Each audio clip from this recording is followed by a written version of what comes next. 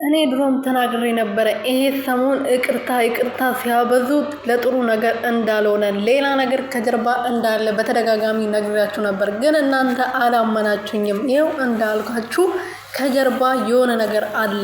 የዛሬ የተለቀቀው ቪዲዮ ወይም ደግሞ ያየሁት መረጃ ማለት ነው በጣም የሚደንቅና የሚገርም ነገር ነው። በጣም የሚያስደነግጥ ማለት ነው። እና ኤፍሬምም ያው ታውቃላችሁ ከአብርሽ ከሩትዬ ጋር ከዚህ በፊት በጣም በቃ ብዙ ቪዲዮዎችን በጣም ደስ የሚሉ የሚያስልቁ የሚያዝናኑ ቪዲዮዎች ሰርቷል።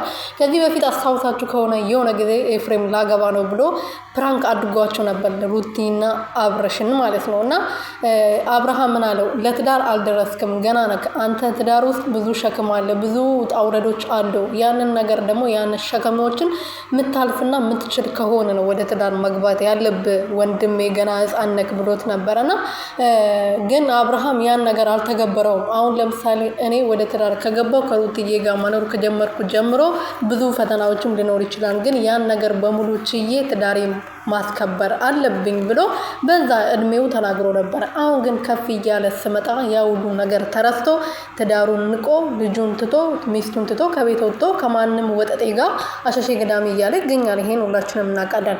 ሰላም ሰላም ቤተሰብ እንዴት ናችሁ? ደህና ናችሁ ወይ? እኔ ያለው እግዚአብሔር ይመስገን። በያላችሁበት ሰላማችሁ ብዝት ትርፍርፍ ይበልልኝ። የኔ ውድና ወርቅ የሆናችሁ ቤተሰቦቼ ለዚህ ቤት አዲስ የሆናችሁ ሰብስክራይብ፣ ሼር፣ ላይክ እያደረጋችሁ ሰብስክራይብ 1000 አስገቡኝ የኔ ወርቆች ማለት ነው። የኔ ውዶች በጣም ወዳችኋለሁ፣ አከብራችኋለሁ። በየሄዳችሁበት በየተነሳችሁበት ተከበሩልኝ።